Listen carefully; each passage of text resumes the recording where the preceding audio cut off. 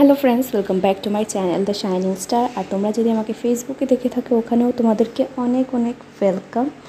So new একটা mini blog নিয়ে চলে এসেছি। ছোটো ছোট্টো মিনি ব্লগ দেখতে সবারই ভালো লাগে, আমিও অনেকজনকে ফলো করি আর সবাইকে আমরা যদি সাপোর্ট করি অনেক আমরা এগিয়ে যাব। অবভিয়াসলি যতটুকু আমরা এগিয়েছি তার থেকেও বেশি এগিয়ে যাব।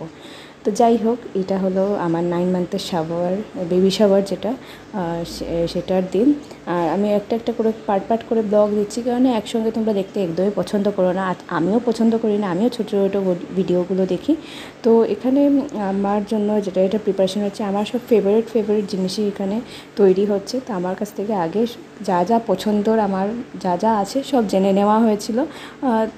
আর এই টাইমে এরকম ছিল যে আমার মানে খেতে তো ভাল লাগতো, বাট মানে এত খাওয়াটাও ঠিক ছিল না, কেননা যত তেল ঝাল মশলা খেতাম এত গ্যাস্ট্রিক এইসব পেটে ব্যথা এইসব চলতেই থাকতো, আর এগুলো না নেওয়া যেত না।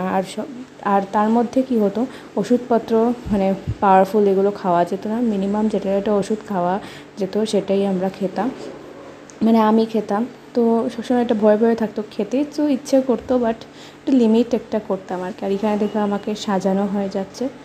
তো মানে এখানে সাইড দিয়ে আর কি আমার যেই ভিডিও করছে, আমার হাজব্যান্ড ভিডিও করছিল আর কিছুটা আমার দেওর ভিডিও করছিল, কেননা আমি তো মেকআপের জন্য শ্যুট করছিলাম আমার ফোন নিয়ে, আর আরেকটা ফোন দিয়ে আর কি ওরা করছিল। ওরা যতটুকু মানে ম্যানেজ করতে পেরেছে, থ্যাংক ইউ টু দ্যাম। মানে এত ব্যস্ততার মধ্যেও যে ওরা আমার জন্য কিছু রান্নার ভিডিও শ্যুট করেছে, আমার পক্ষে তো পসিবল ছিল না। তো এর জন্য ওদেরকে অনেক অনেক থ্যাংক ইউ। তো এখানে প্রথমে হয়ে যাচ্ছে টমেটোর চাটনি।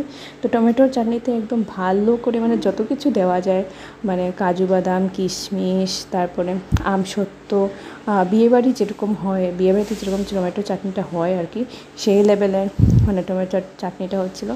আর মানে টমেটো চাটনিটা এমনভাবে বানানো হচ্ছিলো 2-3 দিন অ্যাটলিস্ট স্টোর করে খাওয়া যায়। তোমরা সবাই জানো টমেটোর চাটনিটা একটু যদি জেলি টাইপের স্টোর করে তোমরা ফ্রিজে রেখে খেতে পারো, খুবই ভালো লাগে। এরকম অনেকে আছে না, ফ্রেশ খাবো, এরকম কিছু না, একটু পুরনো করে খেতেও দেখবে অনেক জিনিস ভালো লাগে। আর খারাপ যেটা হয় না, এটা খাওয়াই যায়, রাইট।